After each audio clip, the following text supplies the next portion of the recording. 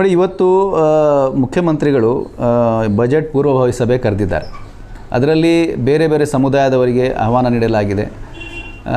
ಬೇರೆ ಬೇರೆ ಡಿಪಾರ್ಟ್ಮೆಂಟ್ಗಳ ಮಂತ್ರಿಗಳಿಗೆ ಅದರಲ್ಲಿ ಆಹ್ವಾನ ನೀಡಲಾಗಿದೆ. ಆದರೆ ವಿಪರ್ಯಾಸ ಏನಂದರೆ, ಮುಸ್ಲಿಂ ಸಮುದಾಯದ ಮುಖಂಡರಿಗೆ ಎಲ್ಲ ರೀತಿಯಿಂದ ಕಡೆಗಣನೆ ಮಾಡಲಾಗಿದೆ.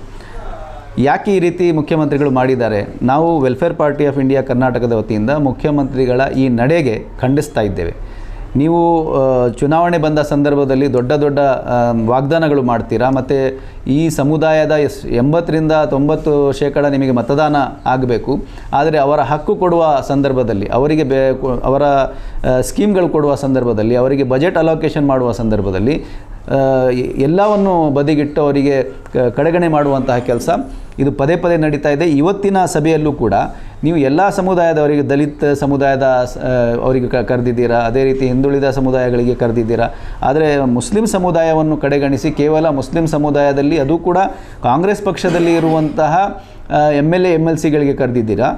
ಅದರಿಂದ ಯಾವುದೇ ರೀತಿಯ ಪ್ರಯೋಜನ ಆಗೋದಿಲ್ಲ. ಕಾಂಗ್ರೆಸ್ ಪಕ್ಷದ MLA MLCಗಳಾಗಲಿ ಅವರು ಪಕ್ಷನಿಷ್ಠವಂತರಾಗಿರ್ತಾರೆ, ಅವರು ಸಮುದಾಯಕ್ಕಿಂತ ಪಕ್ಷನಿಷ್ಠವಂತ ಆಗಿರ್ತಾರೆ. ಹಾಗಾಗಿ ಸಮುದಾಯದ ಬೇಡಿಕೆಗಳು, ಸಮುದಾಯದ ಸಮಸ್ಯೆಗಳ ಬಗ್ಗೆ ಅಷ್ಟು ವಿಸ್ತಾರವಾಗಿ ಅವರಿಂದ ನಮಗೆ ಲಾಭ ಆಗೋದಿಲ್ಲ ಅನ್ನುವಂಥದ್ದು ನಮ್ಮ ಬೇಡಿಕೆ. ಹಾಗಾಗಿ ಮುಖ್ಯಮಂತ್ರಿಗಳು ಹೇಗೆ ಬೇರೆ ಬೇರೆ ಸಮುದಾಯಗಳಿಗೆ ತಮ್ಮ ಪೂರ್ವ ಬಜೆಟ್ ಸಭೆಗಳಲ್ಲಿ ಆಹ್ವಾನ ನೀಡಿದ್ದಾರೆ, ಅದೇ ರೀತಿ ಅಲ್ಪಸಂಖ್ಯಾತ ಸಮುದಾಯಕ್ಕೂ ಕೂಡ ಆಹ್ವಾನ ನೀಡಬೇಕಿತ್ತು. ನೀಡದೇ ಇರುವಂಥದ್ದು ಇದು ಈ ಸಮುದಾಯಕ್ಕೆ ಮಾಡಿರುವಂತಹ ಒಂದು ರೀತಿಯಲ್ಲಿ ಅವಮಾನ ಆಗಿದೆ. ಹಾಗಾಗಿ ಇದನ್ನು ನಾವು ಖಂಡಿಸ್ತಾ ಇದ್ದೀವಿ. ನೋಡಿ, ನಾವು ಈಗಾಗಲೇ ಮುಖ್ಯಮಂತ್ರಿಗಳು ಚುನಾವಣಾ ಸಂದರ್ಭದಲ್ಲೂ ಕೂಡ ಹೇಳಿದರು, ಮತ್ತು ಅವರ ಏನು ಪ್ರಣಾಳಿಕೆ ಇದೆ ಅದರಲ್ಲೂ ಕೂಡ ಅವರು ವಾಗ್ದಾನ ಮಾಡಿದ್ದಾರೆ. ಮುಸ್ಲಿಂ ಸಮುದಾಯಕ್ಕೆ ಏನು 4% ರಿಸರ್ವೇಷನ್ ಮತ್ತು 2B ಏನಿದೆ ಅದು ನಾವು ವಾಪಸ್ ಕೊಡ್ತೇವೆ ಅಂತ ಅವ್ರು ಹೇಳಿದರು. ಆದರೆ ಈ 2 ವರ್ಷ ಮುಗಿತಾ ಬಂದಿದೆ, ಅದರ ಬಗ್ಗೆ ಯಾವುದೇ ರೀತಿಯ ಕ್ರಮ ಅವರು ತಗೊಂಡಿಲ್ಲ. ಇದರ ಬಗ್ಗೆ ಪ್ರಶ್ನೆ ಕೇಳುವಂಥದ್ದು ಮತ್ತು ಇದರ ಬಗ್ಗೆ ಹೋರಾಟ ನಡೆಸಲಿಕ್ಕಾಗಿ ಈಗಾಗಲೇ ನಾವು ಭಾಳಷ್ಟು ಕ್ರಮಗಳನ್ನು ತಗೊಂಡಿದ್ದೇವೆ.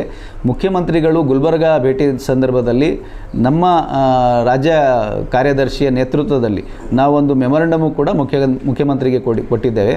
ಅದೇ ರೀತಿ ಬೇರೆ ಬೇರೆ ಜಿಲ್ಲೆಗಳಿಂದಲೂ ಕೂಡ ಪಕ್ಷದ ವತಿಯಿಂದ ಈಗಾಗಲೇ ನಾವು ಮುಖ್ಯಮಂತ್ರಿಗಳಿಗೆ ಮೆಮೊರಂಡಮ್ ಕಳಿಸಿದ್ದೇವೆ. 2 ವರ್ಷ ಕಾಲ ಆದರೂ ಕೂಡ ಇನ್ನೂ ತನಕ ನೀವು 2B ರಿಸರ್ವೇಷನ್ ಮುಸ್ಲಿಂ ಕಮ್ಯುನಿಟಿಗೆ ಕೊಟ್ಟಿಲ್ಲ. ಹಾಗಾಗಿ ನೀವು ಮುಂದಿನ ದಿನಗಳಲ್ಲಿ ಇದು ಹೀಗೆ ನಡೀತಾ ಇದ್ದರೆ ನಾವು ಉಗ್ರವಾಗಿ ಹೋರಾಟ ಮಾಡ್ತೀವಿ ಅಂತಲೂ ಕೂಡ ಎಲ್ಲ ಜಿಲ್ಲೆಗಳಿಂದ ನಾವು ಒಂದು ಈಗಾಗಲೇ ಹೇಳಿಕೆ ಕೊಟ್ಟು ಮತ್ತು ಮೆಮೊರಂಡಮ್ ಕೂಡ ಮುಖ್ಯಮಂತ್ರಿಗಳಿಗೆ ಕೊಟ್ಟಿದ್ದೇವೆ. ಮುಂದಿನ ದಿನಗಳಲ್ಲಿ ಈ ಬಜೆಟಲ್ಲೂ ಕೂಡ ನಾವು ಕಾದು ನೋಡ್ತೇವೆ. ಮತ್ತು ಇದೇ ರೀತಿ ಕಡೆಗಣನೆ ಮಾಡಿದರೆ ಉಗ್ರವಾದ ಹೋರಾಟ ಖಂಡಿತವಾಗಿ ನಮ್ಮ ಪಕ್ಷದಿಂದ ನಾವು ಮಾಡ್ತೇವೆ. ನೋಡಿ, ಭಾಳ ಸ್ಪಷ್ಟವಾಗಿ ನಮ್ಮ ನಾಗರಿಕರು ಅರ್ಥ ಮಾಡಿಕೊಳ್ಳಬೇಕಾಗಿರೋದು, ಅದರಲ್ಲೂ ಕೂಡ ಅಲ್ಪಸಂಖ್ಯಾತರು ಅರ್ಥ ಮಾಡಿಕೊಳ್ಳಬೇಕಾಗಿರೋದೇನೆಂದರೆ, ನಾವು ಕೇವಲ ನಮ್ಮ ಇಷ್ಟು ದೊಡ್ಡ ಸಮುದಾಯಕ್ಕೆ ಅದನ್ನು ಚುನಾವಣೆಯ ಸಂದರ್ಭದಲ್ಲಿ ಮತ ಬ್ಯಾಂಕ್ ಆಗಿ ಬಳಸುವಂತಹ ಎಂದು ಕಾಂಗ್ರೆಸ್ ಜಾಯಮಾನ ಇದೆ. ಅದನ್ನು ನಾವು ಅರ್ಥ ಮಾಡಿಕೊಳ್ಬೇಕು. ಚುನಾವಣೆ ಸಂದರ್ಭಗಳಲ್ಲಿ ಈ ಸುಳ್ಳು ಭರವಸೆಗಳಿಗೆ ನಾವು ಯಾವುದೇ ಕಾರಣಕ್ಕೂ ಮಣೆ ಹಾಕದೆ ಪಕ್ಷಕ್ಕೆ ಏನು ಇವತ್ತು ನಿಷ್ಠಾವಂತ ಲೀಡರ್ಸ್ಗಳೇನಿದ್ದಾರೆ ಅವರನ್ನು ಆಯ್ಕೆ ಮಾಡುವ ಬದಲು ಜನರನ್ನು ಯಾರು ನಿಷ್ಠಾವಂತರಾಗಿರ್ತಾರೆ, ಕಮ್ಯುನಿಟಿಗೆ ಯಾರು ನಿಷ್ಠಾವಂತ ಆಗಿರ್ತಾರೆ ಅವರನ್ನು ಆಯ್ಕೆ ಮಾಡುವಂಥ ಕೆಲಸ ನಾವು ಸಾರ್ವಜನಿಕರು ಮಾಡಬೇಕು ಅಂತ ಈ ಮೂಲಕ ನಾನು ಈ ನಿಮ್ಮ ಮುಖಾಂತರ ಸಾರ್ವಜನಿಕರಿಗೂ ಕೂಡ ಸಂದೇಶ ಕೊಡಲಿಕ್ಕೆ ಬಯಸ್ತೇನೆ. ಅಡ್ವೊಕೇಟ್ ತಾಹಿರ್ ಹುಸೇನ್, ರಾಜ್ಯಾಧ್ಯಕ್ಷ ವೆಲ್ಫೇರ್ ಪಾರ್ಟಿ ಕರ್ನಾಟಕ.